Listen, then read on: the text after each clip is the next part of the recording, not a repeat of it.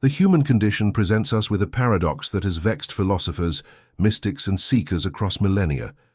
Each individual arrives at consciousness already possessed by an illusion, the illusion of an autonomous, self-contained I that stands apart from the world, commanding its own destiny. This ego, this bundles of defended identities and habitual responses, presents itself with such overwhelming presence that most human beings never question its fundamental reality. Yet within the deeper currents of human experience, something else persists. A whisper, a discomfort, a nagging suspicion that this familiar self is not the whole story. It is precisely at this juncture that we encounter the ancient alchemical and mystical concept of mortificatio, a term often misunderstood as mere self-denial or ascetic punishment. Rather, mortificatio represents a deliberate, intellectually rigorous process of psychological and spiritual dissolution, whereby the false self is gradually dismantled so that an authentic being might emerge. This is not deprivation for its own sake, but a surgical intervention into the structure of consciousness itself. Marie-Louise von Franz, the Swiss psychologist and student of Carl Jung, approached this mystery with the precision of a scholar and the empathy of a healer. She understood that the ego's grip upon human identity is not a biological accident or a moral failing. It is a necessary stage in the development of consciousness. The infant requires an ego to navigate the material world, to distinguish itself from its mother to survive. But what becomes necessary for childhood becomes a prison for the mature soul.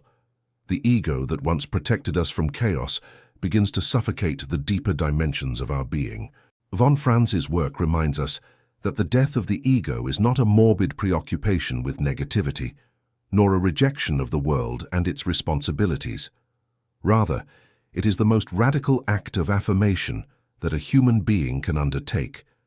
The affirmation that there exists within each person a self far greater than the defended identity we have constructed. This process of mortificatio, then, becomes the necessary prerequisite for individuation, for the integration of our conscious and unconscious natures into a unified, authentic wholeness. The quest begins not with grand gestures or dramatic renunciations, but with a simple, devastating recognition: I am not who I think I am, and in that recognition lies the seed of genuine transformation. To understand mortificatio in its fullest philosophical dimension, we must first establish the metaphysical framework within which it operates. The alchemists, those ancient practitioners of psychological transformation disguised in chemical language, divided the great work into distinct phases: nigredo, the blackening, the putrefaction; albedo, the whitening, the purification; citrinitas, the yellowing, the preparation; and finally, rubedo, the reddening, the consummation. Mortificatio belongs primarily to the nigredo stage, yet its effects ripple through all subsequent transformations. The ego, understood in the Jungian sense, is not identical with consciousness itself, but rather with a particular constellation of conscious attitudes and habitual defenses. It is the I that says, I am clever or I am worthless, that maintains a consistent narrative about who we are and what we deserve. The ego performs the essential function of adaptation, of allowing us to navigate social reality with a coherent identity. Yet in the process, it inevitably excludes vast territories of the psyche: the shadow, the feminine principle in men, and the masculine principle in women, the creative chaos that lies beneath all order. Jung himself wrote extensively about the tension between the ego and the self. The ego is the center of consciousness, but the self, that vastly larger and more encompassing reality, is the true center of the entire personality. From the perspective of the self, the ego appears as what it truly is, a necessary tool, but not the master of the house. The ego believes itself to be the king of the castle. In reality, it is merely the gatekeeper, mistaking itself for the realm it guards. This is where mortificatio becomes essential. The ego cannot voluntarily surrender its throne through intellectual understanding alone. One cannot simply decide not to have an ego, just as one cannot decide to have a different face by sheer will. What mortificatio accomplishes is the gradual destabilization of the ego's certainties, the introduction of controlled stress into its defensive structures, the creation of conditions under which the ego discovers that its survival does not actually depend upon maintaining its defended identity. The philosophical doctrine underlying Mortificatio rests upon a crucial insight. Suffering and crisis contain within them the potential for transformation. This is not a romanticization of pain, nor a descent into masochism, but rather a recognition that consciousness itself advances through the dissolution of inadequate structures. A caterpillar's metamorphosis into a butterfly involves the complete dissolution of its caterpillar form within the chrysalis. The ego's metamorphosis involves something analogous, a dissolution within the pressures of existence until its defended certainties crack open to reveal what lay beneath all along. Von Franz emphasized that this process is not arbitrary or chaotic. It follows what she called the natural unfolding of the psyche. The self, that organizing principle within the unconscious, constantly pushes toward individuation, toward greater consciousness and authenticity. The ego resists this push, clinging to its habitual patterns, its familiar defenses, its preferred narratives. Yet the self is infinitely patient and infinitely intelligent. It will arrange circumstances, create encounters, precipitate crises, all designed to dislodge the ego from its positions of false security.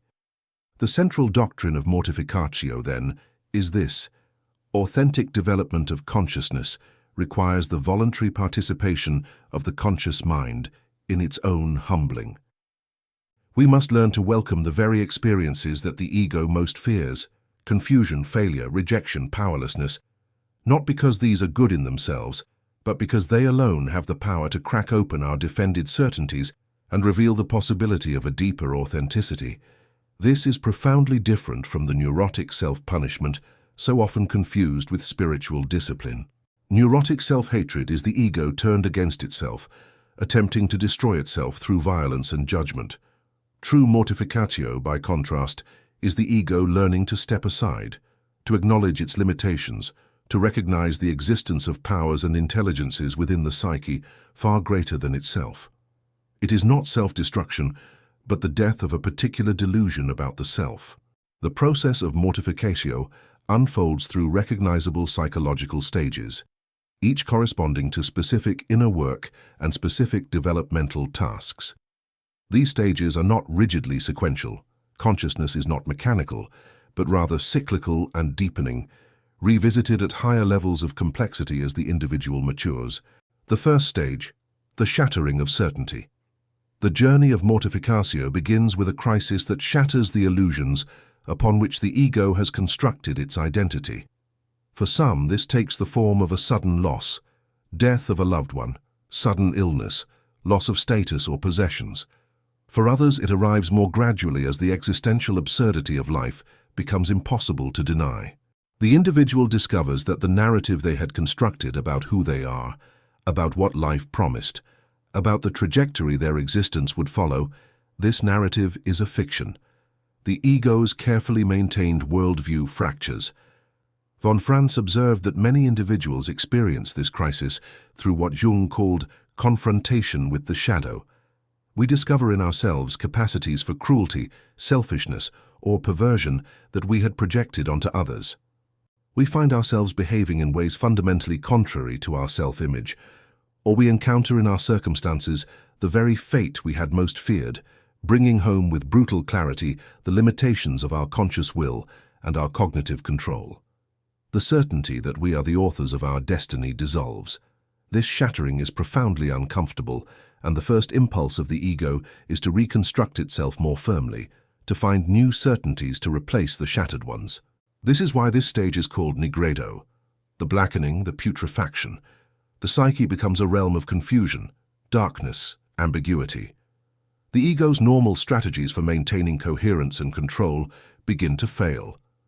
The second stage, the descent into authentic despair. As the ego's defensive structures fail, there emerges a kind of despair far deeper than ordinary depression. This is what we might call existential despair, a confrontation with meaninglessness, finitude, and the ultimate groundlessness of existence itself. The ego had been engaged in a constant project of creating meaning, maintaining narrative coherence, defending against nothingness. Now those defenses are overwhelmed. Importantly, von Franz distinguished between neurotic depression, which is the ego defending against reality, and authentic existential despair, which is the ego encountering reality as it actually is. The neurotic person is imprisoned within a narrow range of affects and cognitions. The person in authentic despair has achieved a terrible kind of clarity. They see that all human striving is ultimately futile, that death comes to all, that there is no external guarantee of meaning or justice. This is a dangerous stage. It is here that the individual faces the true possibility of annihilation, either through physical suicide or through the fragmenting of the personality into psychosis. Yet it is also the most revelatory stage. Only when the ego's defensive projects are exhausted does it become possible to encounter what lies beneath, not nothingness, as the ego fears, but rather a kind of being far more fundamental and less contaminated by personal will and personal narrative. The third stage, the dissolution of personal will. As despair deepens and the individual discovers they cannot will their way out of this condition, something begins to shift. The constant striving, the endless effort to manipulate circumstances and emotions into alignment with the ego's preferred narrative, becomes exhausting. It becomes clear that there are forces within the psyche far greater than personal will. There are currents of longing, of creative impulse, of wisdom, that operate quite independently of the conscious ego's direction.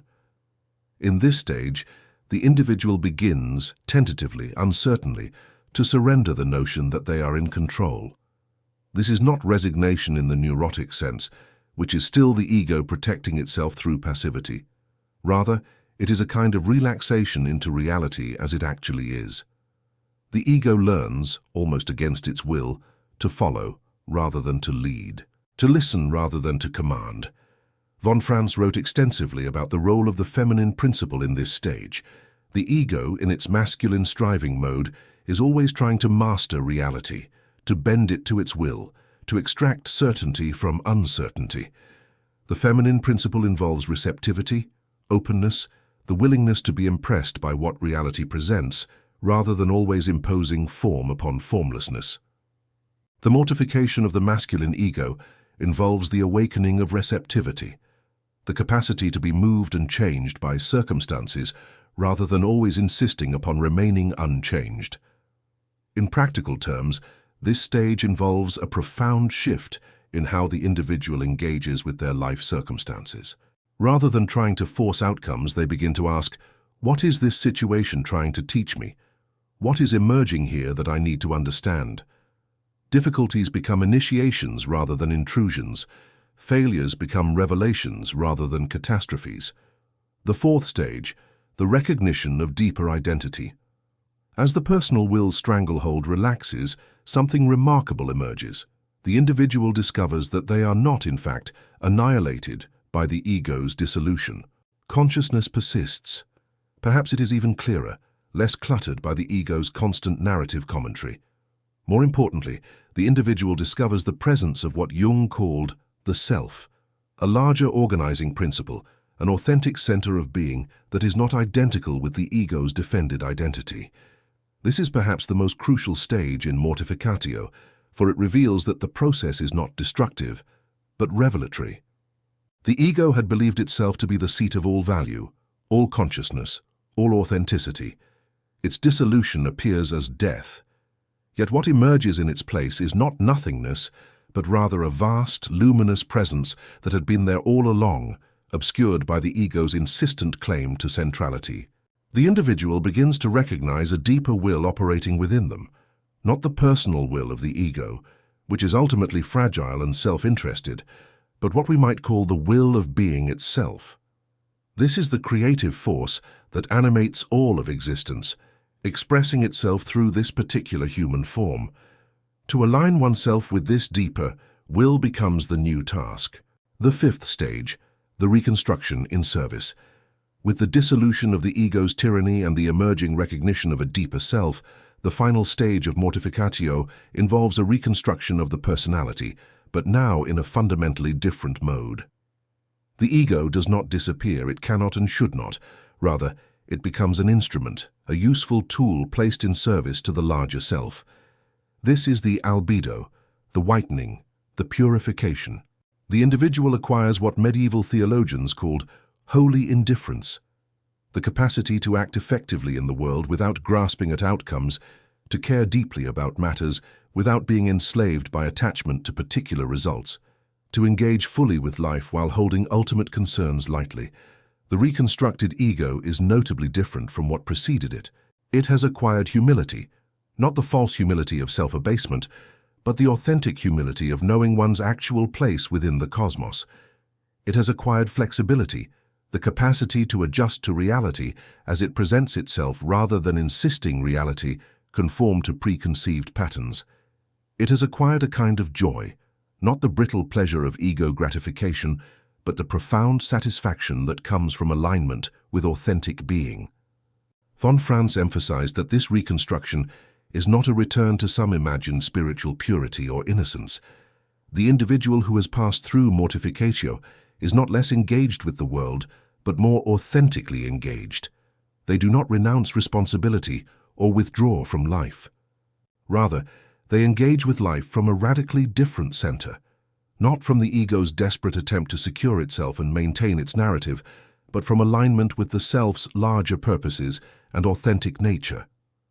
While the previous section traced the stages of Mortificatio in their relatively harmonious unfolding, we must now confront what is often the most difficult and most crucial element of this process, the crisis, the point at which the ego faces the absolute limit of its capacities and encounters what appears to be pure meaninglessness and dissolution. Von Franz did not gloss over this dimension. She recognized that for many individuals, the journey through Mortificatio involves a genuine psychiatric crisis, a complete deconstruction of previously functioning psychology. The person may experience severe depression, dissociation, existential panic. Sleep becomes impossible, appetite disappears, the simplest tasks of daily life become overwhelming. Reality itself begins to seem unreal. Consciousness becomes a burden rather than a gift. This is not merely a psychological difficulty, though it certainly is that. It is also a genuinely spiritual crisis, an encounter with what medieval mystics called the dark night of the soul. The individual discovers that all of the consolations and certainties that the conscious mind had relied upon are illusory. Prayer, if they pray, becomes impossible, or becomes a kind of screaming into the void. The presence of God or being or truth that had been assumed or felt gradually withdraws, leaving only silence and emptiness. The philosophical challenge here is profound. The individual must ask themselves, is this darkness the sign that I am wrong, that I am on a destructive path, that I should abandon this process and reconstruct my defenses? Or is this darkness itself the revelation, the honest encounter with reality as it actually is, stripped of all comforting illusions? This question has no external answer. The individual must answer it from within, in the depths of their own being. Von Franz observed that those who have passed through genuine Mortificatio often describe this crisis as the most important thing that ever happened to them. Yet, in the moment of the crisis, that is often impossible to recognize. They are simply suffering. They cannot see how this particular agony could possibly lead to anything except further destruction. What sustains the individual through this crisis is what we might call fidelity to the process. The person discovers, somewhat to their surprise, that they continue to exist even when they are falling apart. They continue to breathe, to perceive, to be conscious, even when the ego's defenses have completely crumbled. This recognition that they are more than the ego, that consciousness persists beyond the ego's dissolution, becomes a kind of ground, fragile though it is. Additionally, for many individuals, the crisis involves encounters with dimensions of the psyche that had been completely unconscious. Archetypal powers, autonomous complexes, voices and presences that seem to exist independently of personal will. Rather than retreating in terror, the individual who has committed themselves to the Mortificatio process must find ways to establish relationship with these forces, to listen to them, to learn from them, to negotiate with them, as one might negotiate with aspects of reality that are not under personal control. The psychological literature, from mystical accounts and from the reports of analysts, confirms that genuine mortificatio frequently involves what appears superficially to be a psychotic process. Yet the crucial difference between mortificatio and pathological psychosis is integration and relationship. In mortificatio, the individual is engaged in an active, conscious attempt to integrate unconscious material and to establish relationship with autonomous psychic contents.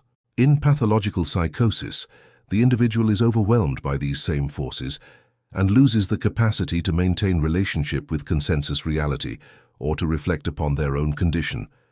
Von Franz emphasized that this distinction is not always clear in the moment. What seems like authentic mortificatio might actually be a destructive psychiatric breakdown. What appears to be pathological decomposition might actually be the beginning of genuine transformation. The only way to know is through time and through the eventual outcomes. Did the individual emerge from this crisis with greater wholeness, greater authenticity, greater capacity for genuine relationship and authentic engagement with life? Or did they fragment further into dissociation and alienation? This is why the crisis of mortificatio, what we might call the true dark night, is so existentially dangerous. The individual stands at a crossroads where the path forward is not illuminated, where the very possibility of a positive outcome is uncertain, where the temptation to end the suffering through numbing, denial, suicide, or fragmented reconstruction is immense. Yet it is precisely here that the deepest learning occurs, for it is in this moment of utter uncertainty, this confrontation with meaninglessness and the limit of human control, that the ego is most fully dismantled and that genuine contact with the self becomes possible. The self, after all, is not something the ego can achieve or master. It is something one must discover through utter openness, through the willingness to be broken and remade.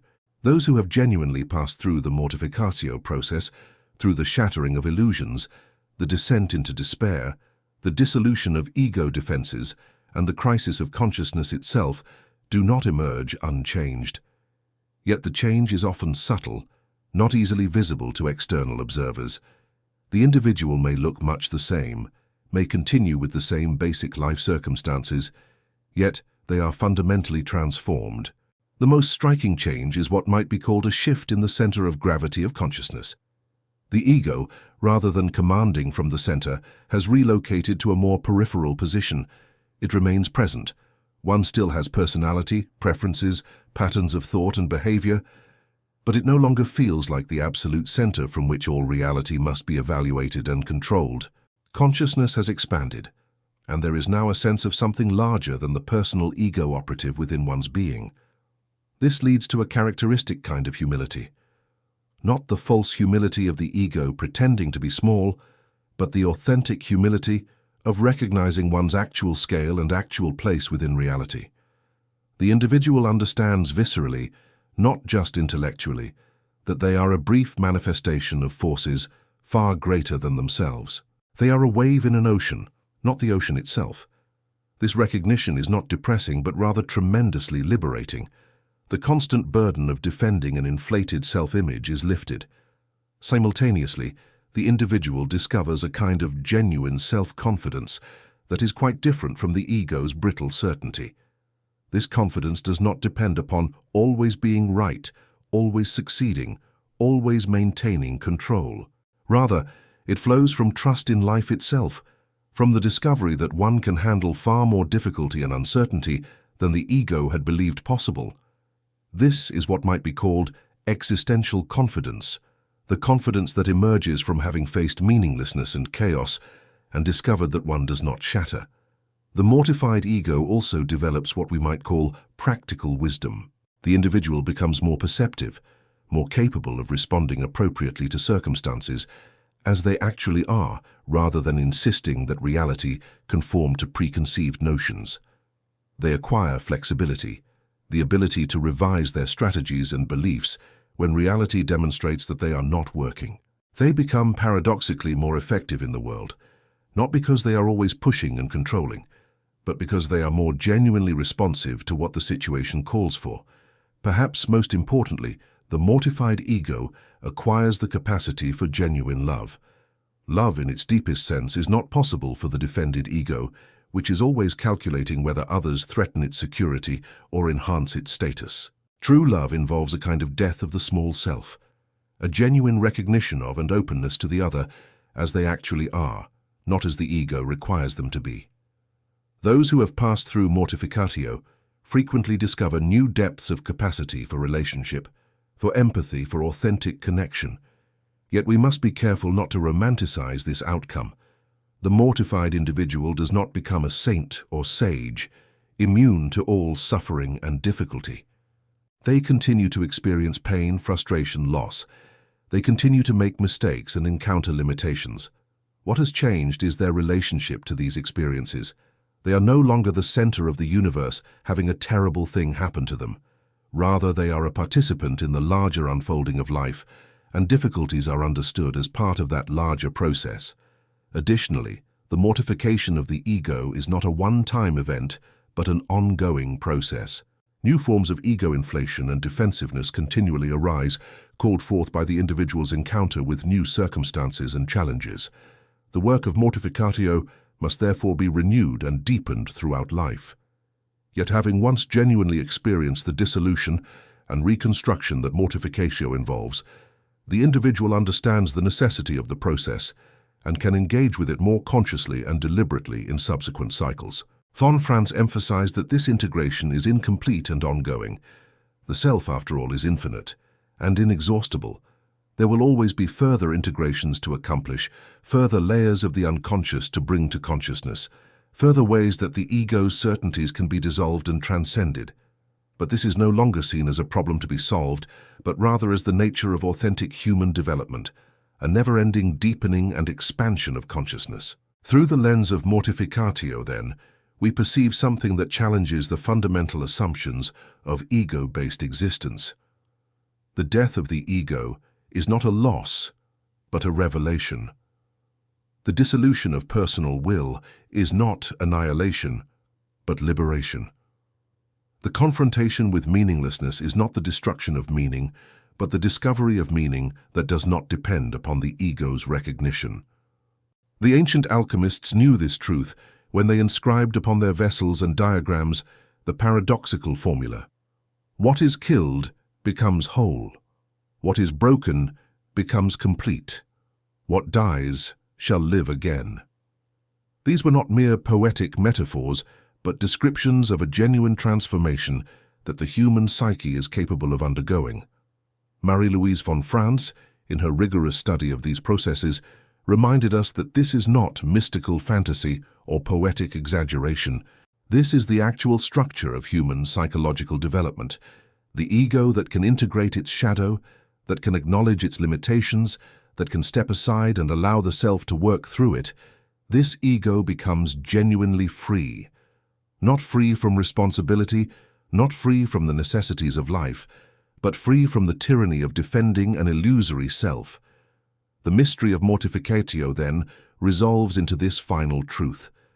The death you most fear is the death that alone can set you free. The ego you struggle so fiercely to maintain is the very cage that prevents your authentic emergence. What must die is not consciousness, but the illusion that consciousness belongs to you, that being exists to serve your desires, that the universe is your stage and you its director. The gold that alchemy seeks is not found in the crucible through chemical manipulation, nor in the world through accumulation and conquest. It is discovered within, in the ruins of a self that has surrendered its pretensions. The fire that transmutes is not external manipulation, but the consuming intensity of authentic existence itself, burning away all that is false until only essential being remains. This is the ultimate teaching of Mortificatio, not that we should destroy ourselves, but that in ceasing to defend the false self, we discover the true self that was always waiting beneath our desperate efforts. The kingdom of heaven, authentic human consciousness, the self-realized, is within you. But you must first pass through the needle's eye of ego death to enter it. The gold you seek is not transmuted in the crucible through desperate manipulation, but discovered in the silence that remains when the ego's endless demands finally cease their screaming. The fire that perfects is not your will violently imposed upon matter, but the honest flame of existence itself, burning away all that is merely defended and temporary, revealing the imperishable consciousness that was never your possession to control, but the very ground upon which your being stands.